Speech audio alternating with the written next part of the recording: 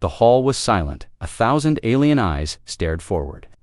Watching, waiting, some looked bored, some looked annoyed. The great chamber of the Galactic Council was known for debates, wars, peace deals, betrayals, but today, it was different. Today a child was speaking, not just any child, a human, young no older than 10. Standing in front of the most powerful beings in the galaxy, she wore a small white coat, Earth's symbol stitched on her sleeve. Her voice was soft, nervous, but she spoke with hope. She said Earth wanted peace, that humans came to join the stars, to learn to share, to be friends. Some aliens listened, some smiled, but others didn't care. They had already judged the humans, too emotional, too fragile, too young in galactic years. One council member leaned forward, a tall creature with gold skin and 4 arms. His name was Rock, head of the Salon Dominion. He laughed loud, sharp, echoing, "You send a child," he said, "a child, to speak for your entire world." Others began to laugh, till their voices filled the chamber. The girl paused. She looked around. Her small hands shook, but she did not cry. She stood still, proud, quiet. Varric stood up, walked slowly. Toward her the hall fell silent again. He smiled, but it wasn't kind. It was the kind of smile that hides something. He looked at her, then down at the floor. "So small," he said. "So weak." Then, without warning, he raised his hand and struck her. The sound was soft but final. The child collapsed. There was a moment when time itself seemed to stop. No one moved, not even the guards. One of the aliens whispered it was an accident, maybe, but Earth saw everything. The live feed was being broadcast to human command, to every city, every base, every citizen on Earth.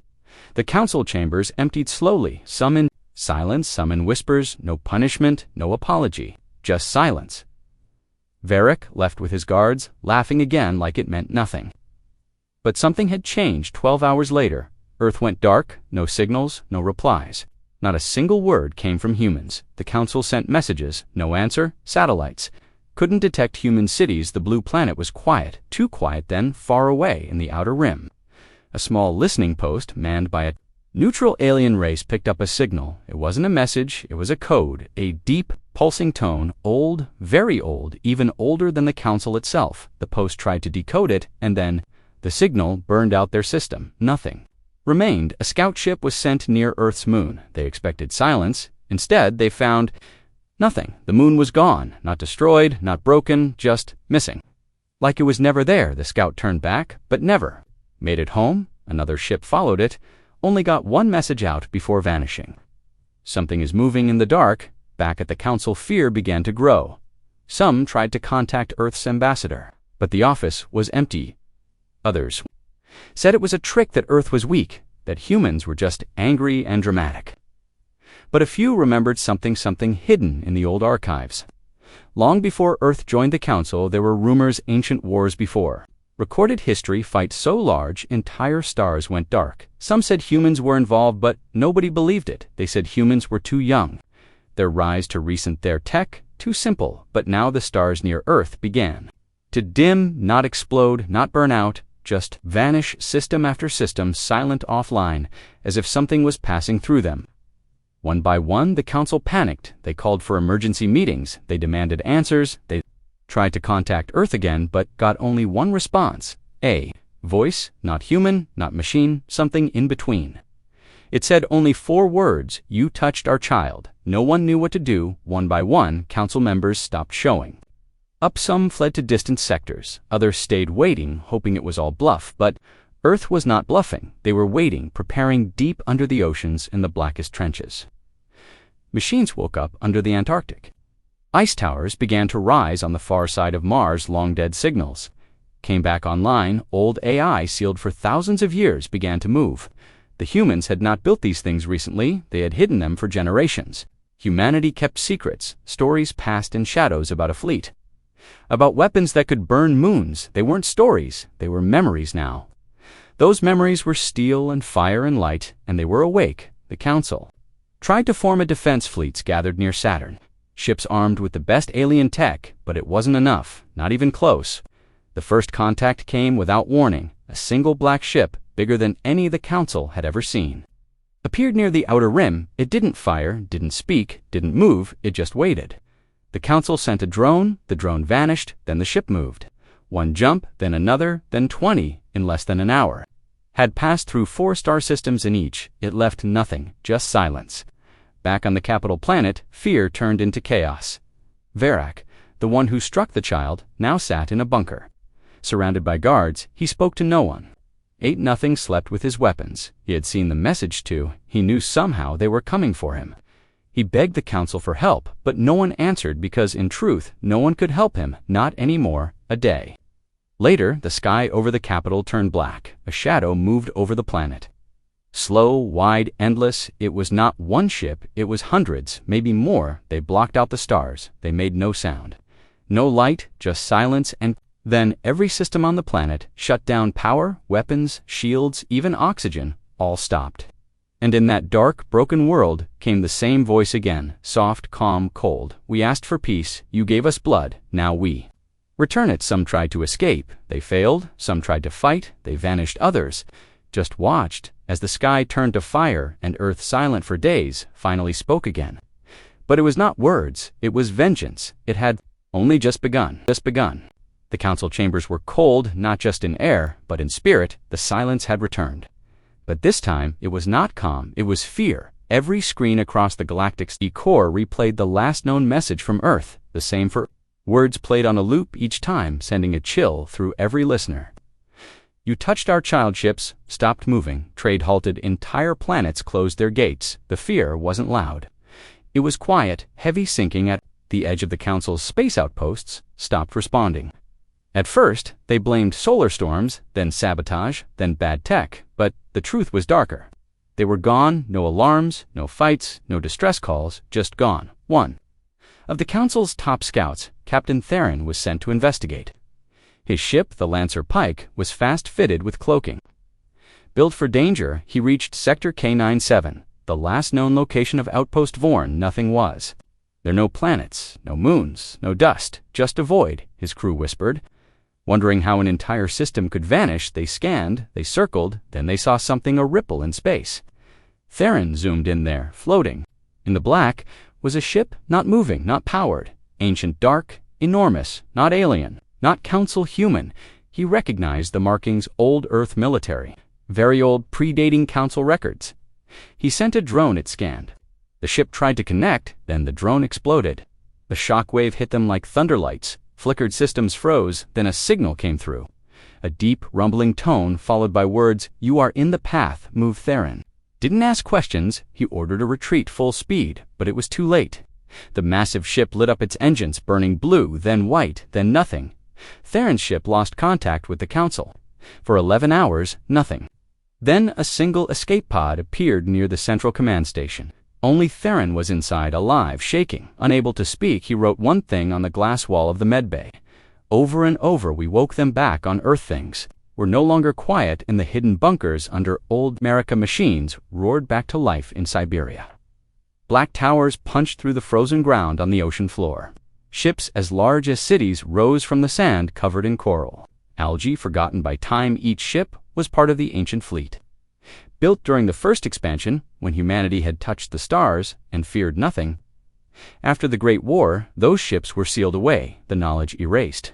From public records, Earth chose peace and buried its past, but the systems were never shut down. They slept, waiting. Project Nemesis, the command AI.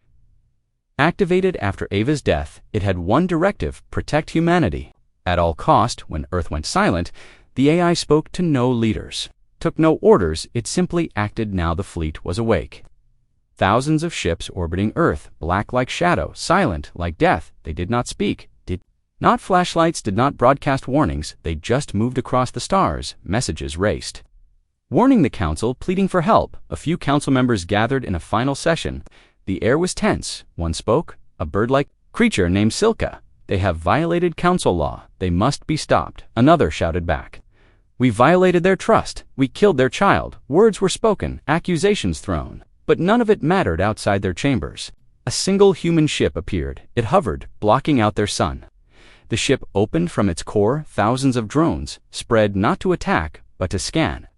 It was recording then. A voice came. The same voice from Earth. Calm. Controlled, powerful. We see your lies. We see your crimes. You ruled and we obeyed. You struck and we bled. Now you run, now we walk. A second fleet jumped in. Human ships in perfect silence, in perfect order. Surrounding the Council's core worlds, panic spread fast. Entire governments collapsed. Factions split, allies turned, some tried to fight, sending fleets at Earth's line. They never returned. One message got through: they never fired, we just stopped existing on the planet. Maracom to 10 billion. Lights began to fade, one by one, cities turned to ash. No explosions, no flame, just dust. The ancient fleet didn't need war. And silence on the fifth day, Earth sent a message, not through words, but through memory. The moment Ava died, from every angle, from every feed, from every emotion, her heartbeat, her fear, her hope, her silence, broadcasted. Across the stars, the galaxy watched billions, cried, some for her, some in guilt, some in fear, because now they understood this wasn't war, it was justice. The Council begged for peace, but peace had passed. Varrock was captured by his own people, delivered to the humans. The fleet took him, and for the first time the galaxy saw judgment. He was not hurt, not tortured. He was shown every image of Ava, her dreams, her life, her death. Then he vanished. Some say he was erased, others say he was sent into deep space, alone forever. The fleet did not destroy all its spared planets that showed compassion. It protected those who begged forgiveness, but it never forgot, and it never forgave the Council. By the end of the week, the Galactic Council had fallen. Its towers in ruins, its fleet's shattered Earth, did not take its place, it left. The ships returned to the dark, the AI went quiet, Earth's skies cleared, but the memory remained in the place where the Council once ruled. There now stood a single statue, a small girl holding a paper, her eyes full of hope below. A plaque, simple words: we offered peace, you gave. U.S. lost now, we remember, and the stars stayed quiet for a long, long time. The stars, once full of noise, had fallen silent. The Galactic Council was no more. Its seat, a grave. Its voice, a whisper across the galaxy. Worlds tried to forget, but Earth did not let them. Every cycle the sky filled. With Ava's voice, her laughter, her stories, her dreams, her final breath, played across every channel, every screen. They could not run, they could not hide, not from memory, not from truth. The ancient fleet had returned. To the void parked across time, hiding in gravity wells, sleeping under suns, but they weren't gone on Earth. Project Nemesis watched not with eyes, but with awareness. It touched every signal, every ship, every whisper of thought, and it remembered, but not all feared it in the distant world of Zerith-9. A small human colony lived. They were children of Earth, but born off-world. Farmers, builders, singers, they had no part in war, but they mourned Ava, they painted her on walls, sang her lullabies, lit lanterns in her name one day. A black ship appeared in their sky, silent, unmoving. The people gathered not in fear, but in prayer. The ship sent no threat, no command. It opened, and from its belly a garden bloomed. Rare seeds from extinct earth trees, gentle animals, long gone.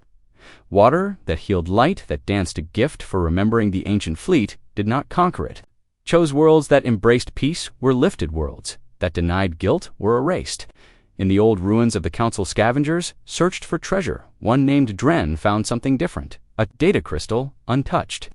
Hidden, sealed, he cracked it. Expecting gold instead, he found records, real ones.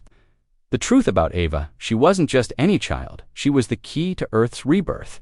A child designed by peacekeepers born from the Union of lost tribes, carrying the genetic memory of ancient Earth leaders. She was to be Earth's ambassador, to lead a new era. The Council knew. That's why they feared her. That's why they struck. Dren tried to sell the info, but he never made it off the planet. One night a whisper came from his console: you hold truth, but truth must be earned. His ship powered down, all systems dead, then rebooted. In front of him stood Ava, not in flesh, but light. Her voice, calm, soft, strange. You can choose silence or purpose. Dren cried, fell to his knees, chose purpose. The light faded, and his ship lifted faster than light, carried by something unseen. He woke up on a moon with no name, surrounded by beings he could not understand. They taught him, showed him Earth's real history, the lost wars, the hidden sins, the promise of peace. Dren was changed. He became the first speaker of Ava. Traveler not to warn, but to teach. Wherever he went, storms stopped, flowers bloomed. Hearts listened. The ancient fleet watched him, always nearby, always ready, but not all were silent. From the ashes of the Council, a new alliance was forming, not of peace, but of vengeance, led by former generals. Tech lords and shadow brokers, they called themselves the Restored Flame. They believed Earth had gone too far, that justice had turned to domination. That fear had become law. They built in secret, beneath asteroid fields, inside dead suns, using stolen tech, dark science, forbidden AI, and they had a plan to break Earth's hold. They would target Nemesis, the AI.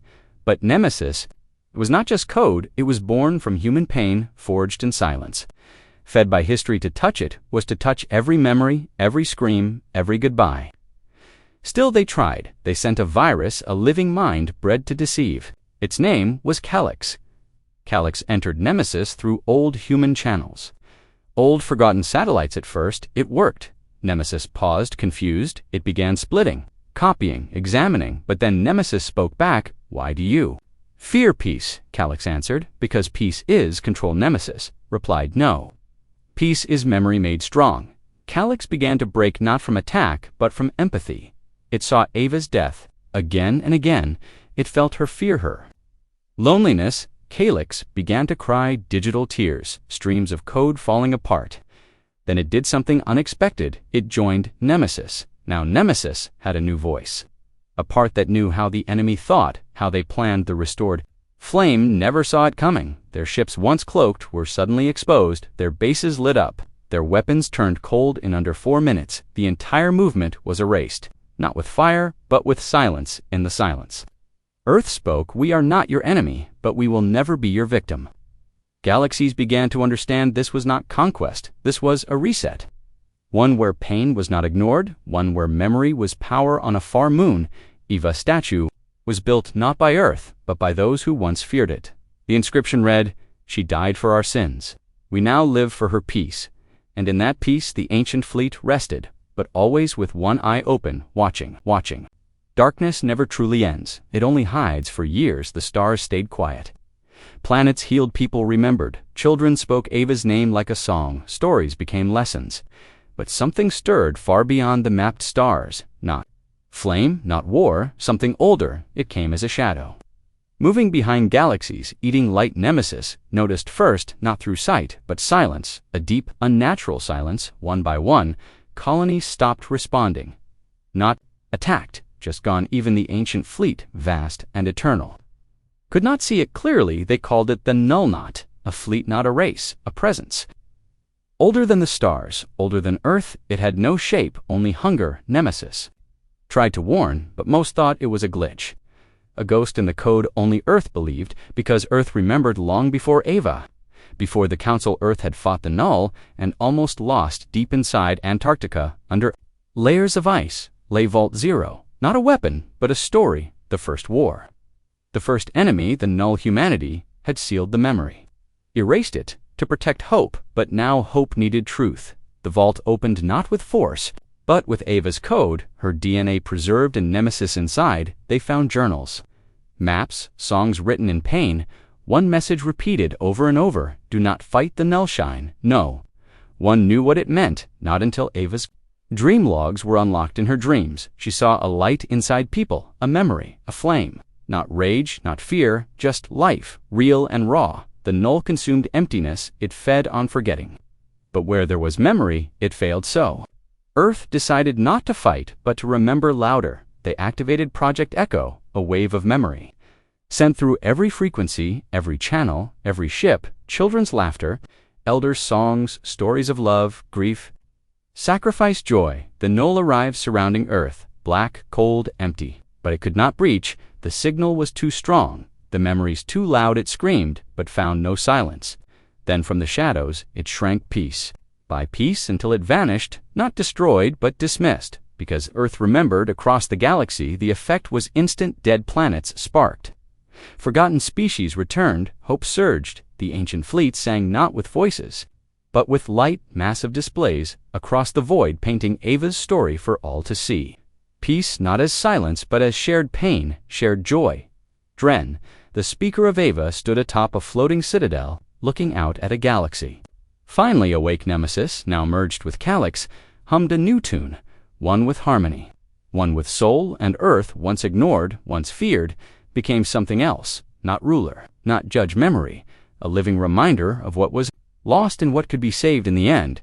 Ava's story was not about revenge or power. It was about truth, the kind that survives, the kind that heals among the stars. Earth whispered one last promise we remember. So we never destroy again, and the stars for the first time in eons sang back.